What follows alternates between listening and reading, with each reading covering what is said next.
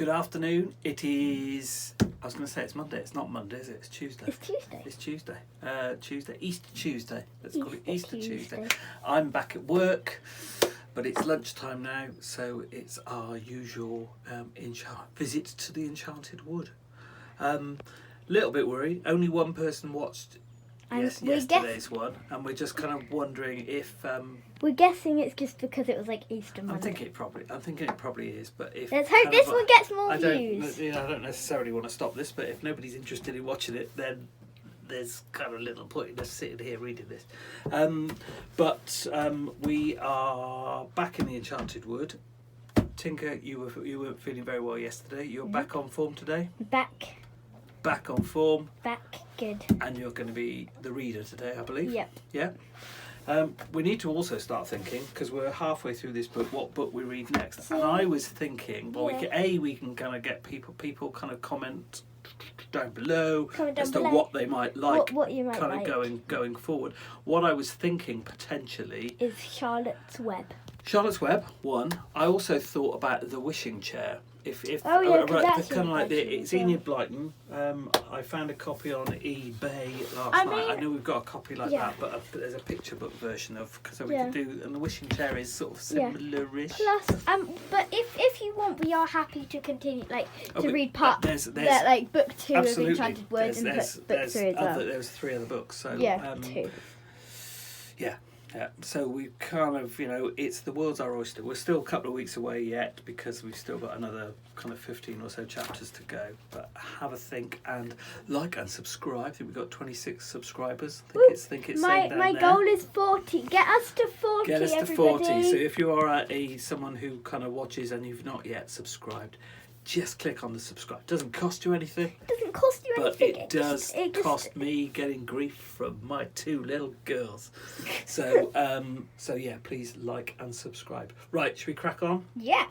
Right, this next episode called The Saucepan Man Goes to the Wrong Land and will be read by the lovely Tinker Quick. Go for it.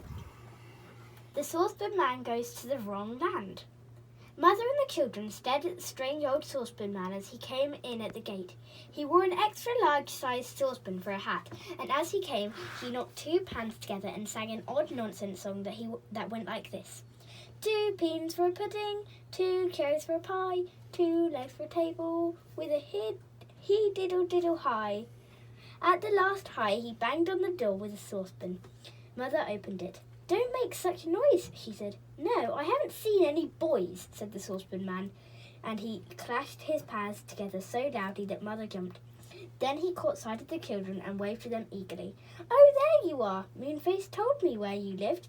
Whoever is he?" said Mother in a wonder.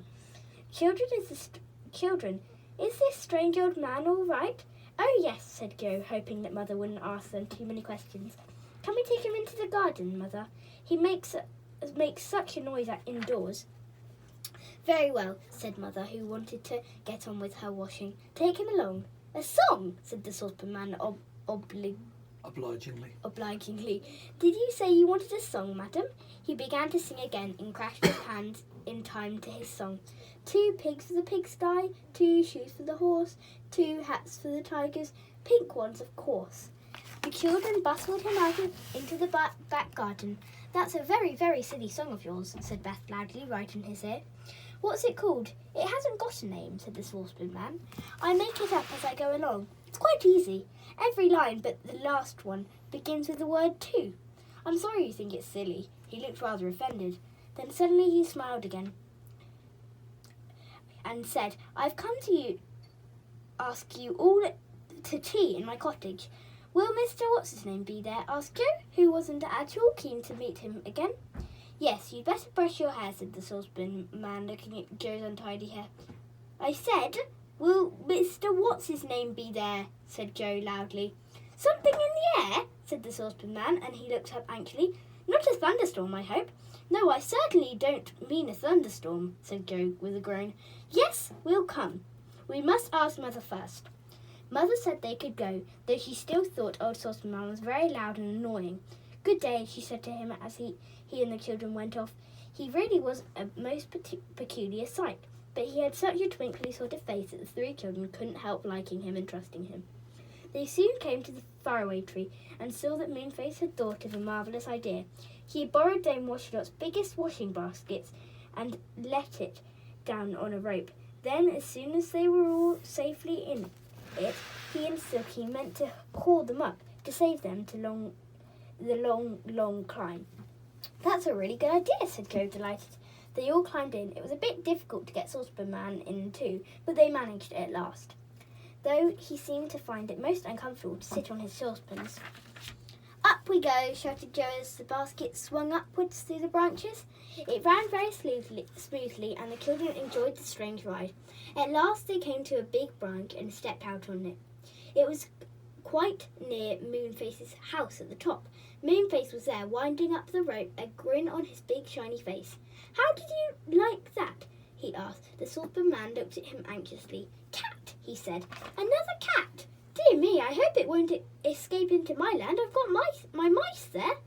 "Now he'll go looking for cats again," said Beth, and sure enough the Saucepan Man began to peer here and there, calling, "Puss, puss, puss." "Never mind him," said Moonface. Go on up the ladder. He wants you to go to tea with him in his funny saucepanny house." "Come on, Saucepan Man," called up Joe. "If you want us to come to tea, we'd better go." The Saucepan Man heard. He stopped looking for cats and ran up the ladder. With a bound, he was through the hole in the cloud and right above. And no sooner had he gone out of sight than he began to yell, "Ooh, ooh, wow, wow, wow!" The children listened in alarm. "Whatever's the matter with him?" said Joe. "Crash, bang, clang, smash! He sounds as if he's rolling about on all of his kettles and saucepans," said Beth. "What can he be doing?" "Oh, woo!" shouted the Saucepan Man above them. "Stop it! Ow! Stop it!" "Somebody must be attacking him," cried Joe. He leapt up the ladder. "Come on, everyone! We'll soon send any enemies off." He shot up the ladder, followed by Beth, Franny and Moonface. They all clambered through the hole in the clouds and stood in the land above. But oh, my goodness me, it was no longer the land of the Saucepan Man, that tiny little cloud-edged country. It was another land altogether. "My land's gone!" shrieked the Saucepan Man. "I didn't know it had. This is somewhere else. Ooh!" No wonder he said ooh. The bit of flat field he was just standing on gave a shiver like jelly, and then just as suddenly tipped itself up so that it made a hill. The Saucepan Man rolled down it at top speed, all his pans clattering like cymbals. "This is rocking land," said Moonface in dismay. "Quick, come back to the ladder. Get down the hole before we have forgotten where it is." "Hey, Saucepan Man, come over here to us." "Bus, did you say?" shouted back the Saucepan Man, picking himself up and looking around. "I can't see a bus. I'd like to catch one. Come here to us. To us! To us!" shouted Joe in despair. "The hole through the clouds is here. We must get back quickly." The Saucepan Man began to run downhill to them, but the ground all round suddenly tipped backwards, and he and the children and Moonface found themselves running downhill away from the hole in the clouds where the precious ladder was.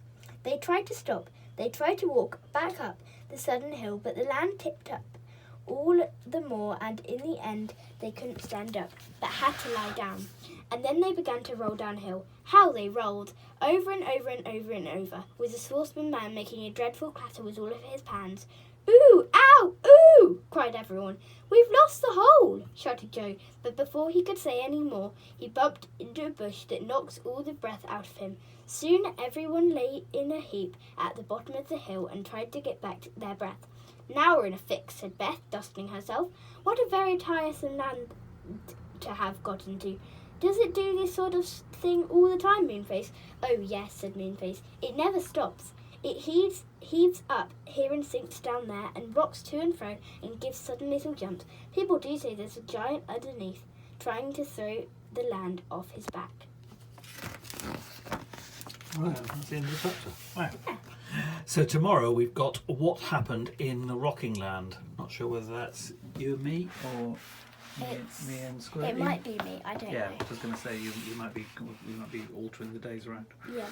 Cool. In which case, We look forward to seeing you tomorrow to find out how they survive in the Rocky Land. But it's, I guess, TTFN from now. Like Ta-ta for like, now. subscribe, comment below. Comment down below what book you would like us to do, or if you just want us to do the next books Yes. of Faraway Tree. Yep. Cool. Okay. Bye. Bye, everyone.